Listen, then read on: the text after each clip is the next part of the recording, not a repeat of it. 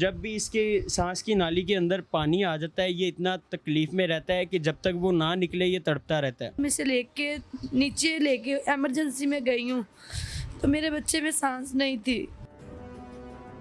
ये तो बात भी नहीं करता, इसे हमारी आवाज़ सुनाई देती है। हम कर्जे के नीचे आ गए हैं, मेरे बच्चे का कोई हमें इलाज करवा दे क्योंकि हम। अस्सलाम वालेकुम नाज़रीन, मैं हूं आपके साथ आपका मेज़बान नईम भट्टी और आप देख रहे हैं PSBKG डिजिटल। नाज़रीन, आज की जो कहानी है यकीन करें इंतहाई दुख भरी कहानी है। मेरे साथ आप जिस फैमिली को देख रहे हैं, जिस माँ बाप को देख रहे हैं, ये वो बदनसीब माँ बाप हैं जो कि अपने बेटे को, जिसको चेस्ट इन्फेक्शन होता है और उसके सिलसिले में इसको पास ही हॉस्पिटल में लेके जाते हैं, जहाँ पर नर्स ने गलत इंजेक्शन लगाकर इस बच्चे को जो है पैरालाइज कर दिया है। ये बच्चा जो है इसका जहनी तवाज़न भी जो है वो भी ख़राब हो चुका हुआ है, आँखों में भी इसको नज़र नहीं आ रहा और इसके पाँव भी आप देख रहे हैं, यानी कि ये बच्चा जो है सारी ज़िंदगी के लिए पैरालाइज हो गया, डिसेबल हो गया। सारी कहानी वालिद की ज़ुबानी जानते हैं कि इस वक्त बच्चा जो है वो शदीद दर्द में मुब्तला है, यानी कि ये साथ आप देख सकते हैं कि इस बच्चे का सांस रुक जाता है और नाली लगी हुई है इस मासूम से बच्चे को और इसकी उम्र तकरीबन 1.5 साल है। मैं सारी कहानी वालिद से जानता हूँ और इनकी ज़ुबानी जानता हूँ। अस्सलाम वालेकुम जी। वालेकुम सलाम। भाई क्या हाल चाल है? अल्लाह का शुक्र है। से ठीक है आपकी? अल्लाह का करम। भाई छोटा सा मासूम बच्चा है, 1.5 साल इसकी उम्र है। क्या नाम है इसका? शामिर। शामिर को हुआ क्या था कि इसको हॉस्पिटल लेके जाना पड़ा? इसको हम ये जब 1.5 माह का था इसको हम इंडस हॉस्पिटल लेके गए जो कि सब्ज़ाज़ार में था। एक दिन के लिए उन्होंने इसको एडमिट कर लिया है और दूसरे दिन कहा है कि आपके बच्चे की रिपोर्ट्स क्लियर हैं, आप इसको लेके जा सकते हैं। सिर्फ चेस्ट इन्फेक्शन के लिए लेके गए थे? जी बिल्कुल, चेस्ट इन्फेक्शन के लिए लेके गए। पहले बिल्कुल ठीक था ये? बिल्कुल ठीक था, हमारे पास इसकी पहले की वीडियोस भी हैं। ठीक है। तो उसके बाद अगले दिन उन्होंने कहा है कि फॉलो अप का इंजेक्शन आप लगवाने के लिए ले आइएगा। अगले दिन हम जाते हैं तो मेरी वाइफ को वो ऊपर ले जाते हैं गायनी वार्ड में, जहाँ पे मर्द हजरात नहीं जा सकते, वहाँ पे बच्चा वार्ड भी वहाँ पे ही है। तो नर्स इसको गायनी वार्ड में ले जाती है, पता नहीं वो कौन सा इसको इंजेक्शन लगाती है। इंजेक्शन लगते साथ ही इसकी जो ज़ुबान है वो ऊपर लग जाती है और ये ना आहिस्ता आहिस्ता से रोना शुरू हो जाता है। वो मतलब पता चल जाता है कि ये इसको रिएक्शन हो रहा है, हमें इन चीज़ों का नहीं पता। मेरी वाइफ ने उसको कहा है कि इसको देखो कि ये ऐसे नहीं रोता, ये देखो क्या हुआ है। वो कहती है नहीं, वो उसको दर्द हो रहा है, वो आपका पहला बच्चा है, आपको ऐसा ही लग रहा है, वो तो सो जाएगा, वो सो रहा है, आप रहने दो, आप हाथ उठा लो, वो सो रहा है। मैंने कहा ना आपको हाथ उठा लो, वो सो रहा है। कितने बच्चे हैं आपके? ये मेरा पहला बच्चा है और एक मेरा अभी बेटा हुआ है। फिर उसके बाद इसको दोबारा उसने बुलाया 10 मिनट बाद, देखो इसका कलर येलो हो रहा है। वो कह रही है नहीं आपको ऐसा ही लग रहा है। फिर इसने कहा है कि इसको किसी डॉक्टर को बुलाएं, मेरे बच्चे को देखे, ये ऐसे नहीं रोता ना ऐसे ही हिलता है, मैंने इसे हिला के देखा है, ये नहीं हिल रहा। वो कहती है डॉक्टर राउंड पे हैं, अभी कोई है नहीं, जब आते हैं तो मैं मिलवा देती हूँ। फिर उसके बाद मेरी वाइफ ने इसको पकड़ा है, ऐसे उठाया तो इसके हाथ पाँव नहीं थे चल रहे, सांस भी बंद हो गया, दिल भी बंद हो गया और ये फुल येलो हो गया। फिर ये नीचे वहाँ से उनके इमरजेंसी में खुद ही भागी है। वहाँ पे ना तो कोई डॉक्टर था और नर्स जो थी वो इसी काम में लगी हुई थे कि आपका बच्चा ठीक है, आपको ऐसा वहम है, आपका पहला बच्चा है। जब इमरजेंसी में गए हैं, डॉक्टर नबीला सहर ने बच्चे को पकड़ा है और साथ ही उन्होंने पेपर भी पकड़ लिए इसके, जो कि इंडस हॉस्पिटल के थे, जिस पे इंजेक्शन वगैरह लिखा हुआ था, वो पकड़े हैं। उसके बाद बच्चे को अंदर ले गए हैं, इसका दिल दबाते रहे कि किसी तरह से दिल चल जाए। इसके मुंह में उन्होंने एम्बो बैग डाला है जिससे हाथ से सांस लेते हैं। उसके बाद कहती हैं कि इसको वेंटिलेटर की ज़रूरत है, आप बेफिक्र रहें, आपका बच्चा बिल्कुल ठीक है, इसको हमें चिल्ड्रन हॉस्पिटल लेके जाना पड़ेगा, हमारे पास वेंटिलेटर मौजूद नहीं है। अच्छा, इतना बड़ा हॉस्पिटल है और उनके पास वेंटिलेटर नहीं, उनके पास वेंटिलेटर नहीं है और शायद उन्होंने अपने हॉस्पिटल से इसे निकालना हो।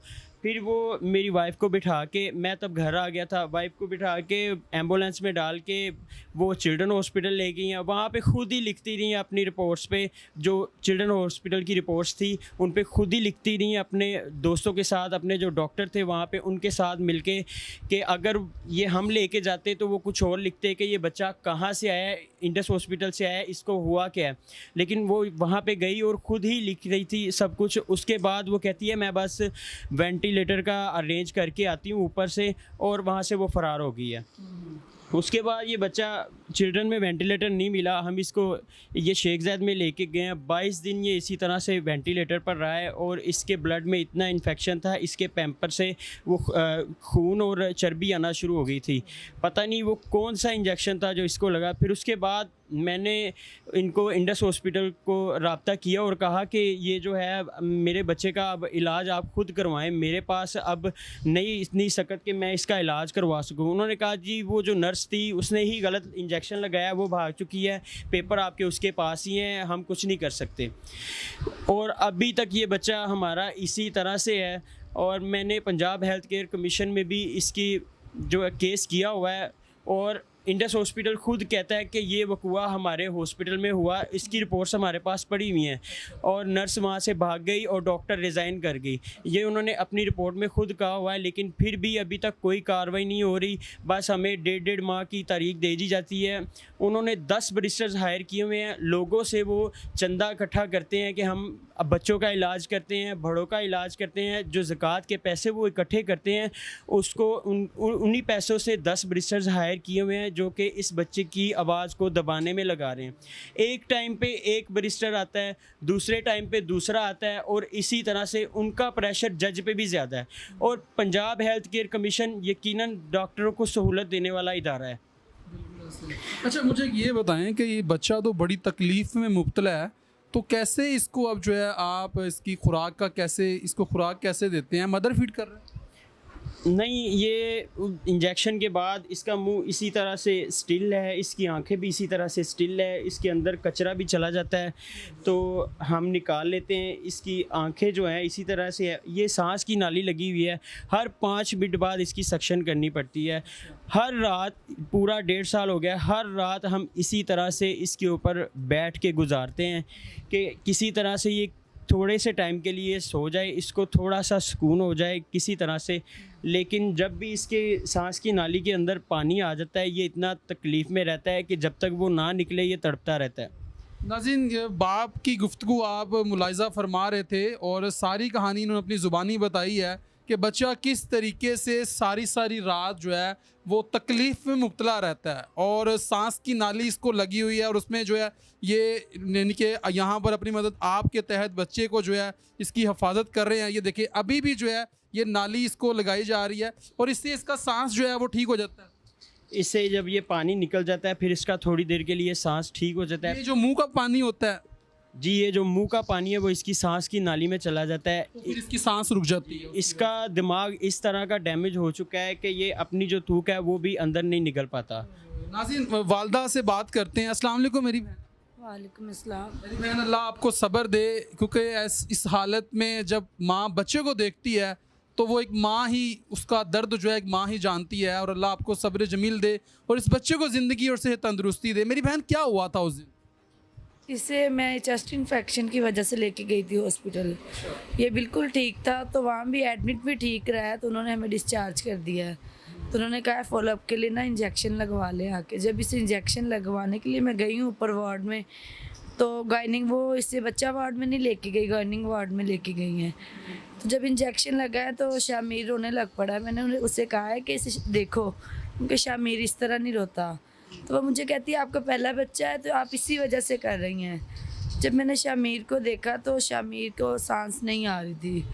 फिर मैं इसे जब मैंने उठाया तो मैं इसे लेके नीचे लेके एमरजेंसी में गई हूँ तो मेरे बच्चे में सांस नहीं थी। बात है, माँ है ना, ममता है ना, बच्चे को तकलीफ में मुब्तला देख के एक माँ जो है वो किस तरीके से बर्दाश्त करेगी। माँ से तो बर्दाश्त नहीं होता, लेकिन शर्म आनी चाहिए उस नर्स को जिसने इस बच्चे को इंजेक्शन लगाया और सारी ज़िंदगी के लिए इस बच्चे को जो है वो पैरालाइज कर दिया। मेरी बहन चुप कर जाए, अल्लाह आपको सब्र जमील अता करे, चुप कर जाए, चुप कर जाए। तो फिर उन्होंने इसे 1 घंटा अंदर रखा है तो मैं उन्हें कहती रही हूँ कि मेरे बच्चे को दिखाओ मुझे। तो उन्होंने कहा आपका बच्चा ठीक है तो हमें चिल्ड्रन हॉस्पिटल जाना। मैंने उससे कहा इसके पापा को आ लेने दे। उन्होंने कहा नहीं, बच्चा चिल्ड्रन वेंटिलेटर पे जाना है तो जल्दी चलें। वहाँ पे हम लोग गए, हम लोग सारा दिन इसे एम्बो बैग लगा दिया था, उन्होंने इससे सांस देते रहे। वहाँ पे हमें वेंटिलेटर नहीं मिला, उसके बाद हम इसे शेख ज़ैद ले गए। हमें तो बस यही था कि इसे अभी सांस आ जाएगी, पर इससे 22 दिन के लिए सांस नहीं आई। मेरी बहन, शामिर को जब आप बुलाती हैं तो बात करता है आपसे? नहीं, ये तो बात भी नहीं करता, इसे हमारी आवाज़ सुनाई देती है, बस इसे इतना पता है कि ये मेरी मम्मा है या पापा, और इसे किसी का नहीं पता। इसके अलावा यानी किसी का नहीं पता? ये एनजी फीड पे ही है, क्योंकि ये मुंह से खा पी कुछ नहीं सकता। तो मेरी बहन कोई मुतालबा करना चाहती हैं वज़ीर-ए-आला पंजाब मरियम नवाज़ से या किसी NGO से, कोई मुतालबा करना चाहती हैं? मैं ये कहना चाहती हूँ कि हमारे पास जो भी था घर का, हमने सब कुछ बेच दिया, हम कर्जे के नीचे आ गए हैं। मेरे बच्चे का कोई हमें इलाज करवा दे, क्योंकि हम कर्जे, अल्लाह आपको सब्र जमील अता करे। नाज़रीन, माँ जो है उसका रो रो के बुरा हाल है, क्योंकि बच्चे को इस हाल में देख के माँ जो है वो तड़प रही है। बच्चा जब तड़पेगा तो फिर माँ भी तड़पेगी, ज़ाहिरी बात है, माँ है। और कुछ कहना चाहते हैं मेरे भाई? 4 बजे तक सुबह मैं जागता हूँ इसके ऊपर, उसके बाद मेरी वाइफ इसके ऊपर जागती है। मैंने इसके ऊपर 25 से 27 लाख रुपया अपना लगाया। मैंने अपनी गाड़ी बेच दी, अबू का कैरी डिब्बा बेच दिया, अपनी बाइक बेच दी, मोबाइल बेच दिया, LED बेच दी। इस महीने मेरे पास इस पैसे नहीं थे कि मैं इसको प्राइवेट हॉस्पिटल ले जाऊँ। सरकारी हॉस्पिटल जाने के ये काबिल बिल्कुल भी नहीं है, क्योंकि हर जगह वहाँ पे ये मशीन नहीं लगती और वहाँ पे इतना रश होता है कि इसकी तबीयत और ख़राब हो जाती है। तो भाई इसका फिर इलाज कहाँ पे मुमकिन है? इसका इलाज यहाँ पे मुमकिन नहीं है। यहाँ पे ये ऐसे बच्चे मैंने तो फिल्मों में भी नहीं देखे। ये यहाँ पे या तो इसका इंडिया में हो सकता है या फिर आगे अमेरिका में हो सकता है इसका इलाज, नहीं तो यहाँ पे ये इसी तरह से रहेगा और इसी तरह से ही इसके साथ ये होता रहेगा। तो ये हालात हैं जी नाज़रीन के माँ बाप का जो है रो रो के बुरा हाल है और बच्चा शदीद तकलीफ़ में मुब्तला है, लेकिन एक नर्स ने जो है इसको गलत इंजेक्शन लगाया और उस वजह से ये बच्चा जो है अब तकलीफ़ में है। आंखें नबीना हो चुकी हुई हैं और ब्रेन जो है कह रहे हैं वो डैमेज हो गया जनाब, वो भी काम नहीं कर रहा। बच्चा बिल्कुल मुकम्मल तौर पर पैरालाइज हो गया। तो ये लम्हा फ़िक्री है, शर्म आनी चाहिए उन हॉस्पिटल वालों को, क्योंकि हमारे मुआशरे के अंदर क्वैक डॉक्टर जो हैं, क्वैक नर्सें जो हैं, ये बढ़ती चली जा रही हैं जिनको पता ही नहीं है। लेकिन ये वालिदैन को भी चाहिए कि अपने बच्चों को जो है प्राइवेट जो आसपास के छोटे छोटे जो क्लिनिक्स बने होते हैं वहाँ पे ले जाने की बजाय गवर्नमेंट के हॉस्पिटल में लेके जाएं। गवर्नमेंट में अब गवर्नमेंट बहुत अच्छा काम कर रही है, बहुत अच्छे तरीके से जो है हॉस्पिटल को रेम्यूनेट किया गया है, लेकिन अब बड़ा अच्छा काम कर रही है। लेकिन वालिदैन को भी चाहिए, अगर कोई साहिब हैसियत, कोई ऐसा शख्स जो दर्द दिल रखने वाला है, या ये वीडियो कोई सरकारी अदारे का कोई ऐसा सेक्रेटरी हेल्थ के जो लोग देख रहे हैं इस वीडियो को, इस बच्चे का इलाज करवाना चाहते हैं, या कोई साहिब हैसियत ऐसा शख्स जो कि फ़ौरन में मौजूद हो और इस बच्चे को अपने बच्चों की तरह समझता है, इस बच्चे का इलाज करवाना चाहता है, ये बच्चा जो है आपके बच्चों की तरह, मेरे बच्चों की तरह एक अच्छी ज़िंदगी की शुरुआत कर सके, तो इसका इलाज मुमकिन है। इसमें अपना किरदार ज़रूर अदा करें। कमेंट सेक्शन में अपनी राय से ज़रूर आगाह कीजिएगा। अपने मेज़बान नईम भट्टी को दीजिए इजाज़त और देखते रहिए PSBKG डिजिटल।